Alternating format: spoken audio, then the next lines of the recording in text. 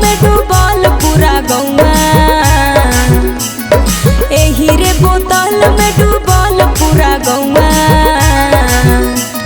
ले ले दारू बेचो हियो 10 रुपया पौआ, रे ले ले दारू बेचो हियो 10 रुपया पौआ। गली गली हाला होले आशीष के गौवा, गली गली हाला होले आशीष के गौवा। बेचे दारू रोसना मोगी 10 रुपया पौआ, हे रे बेचे दारू रोसना मोगी 10 रुपया पौआ।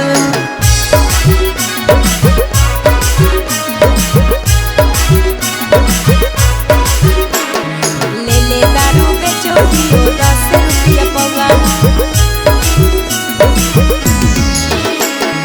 बेचे दारू रोसना मोगी 10 रुपया पौआ, बेचे दारू रोसना मोगी 10 रुपया पौआ।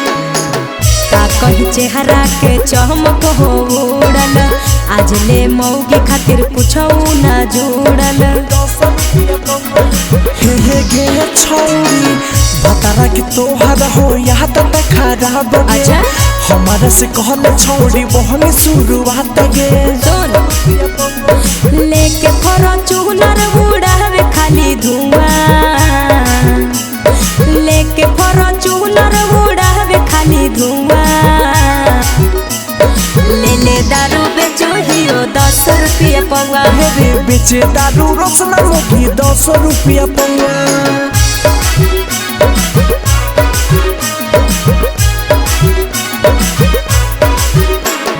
ले ले दारू बेचो हियो 10 रुपया पौआ। बेचे दारू रोसना मोगी 10 रुपया पौआ, बेचे दारू रोसना मोगी 10 रुपया पौआ। कैसे समझियो नहीं माने हमर बात रे, छौड़ी के पीछे खाली घूमे दिनों रात रे। हे रे बेटा मोगी के देन हो जे कहरो ही राज रे, अभियो तो मोगी के बचा ले बेटा लाज रे। तारा खवा वाला चुमल लको हाला पूरा गौवा, दीपक राज चुमल लको हाला पूरा गौवा।